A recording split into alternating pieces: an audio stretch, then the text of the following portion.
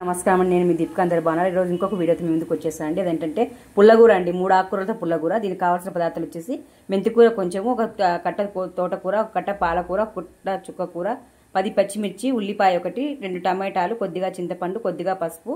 ఇవంతా మనం ఏం చేయాలంటే మనము కుక్కర్కి వేసుకోవాలండి. కుక్కర్కి వేసుకొని ఒక 4 విజిల్స్ వస్తే సరిపోతుంది. ఇలా అవుతుందండి. 4 విజిల్స్ వచ్చాక ఇలా అయిపోతేనే మనం పోపు పెట్టుకోవాలండి. పోపుకి కావాల్సిన పదార్థాలు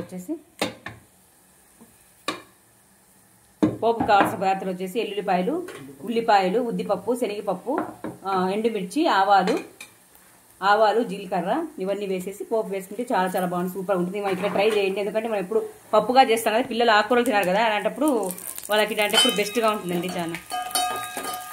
ఎందుకంటే ఆకుకూరలు మన పిల్లలు తినారనమాట. చేసి పెడితే మనకు పోషకాలు వస్తాయి. తర్వాత చాలా చాలా బాగుంటుంది. ట్రై చేసి చూడండి అండి. చాలా బాగుంటుందండి. 3 ఆకుకూరలతో పుల్లగూర అండి. ఇంతేనండి. ట్రై చేసి చూడండి. చెప్పండి నాకు ఎలా కామెంట్ చేసి చెప్పండి. ఉండాలండి. నేను మీ దీపిక.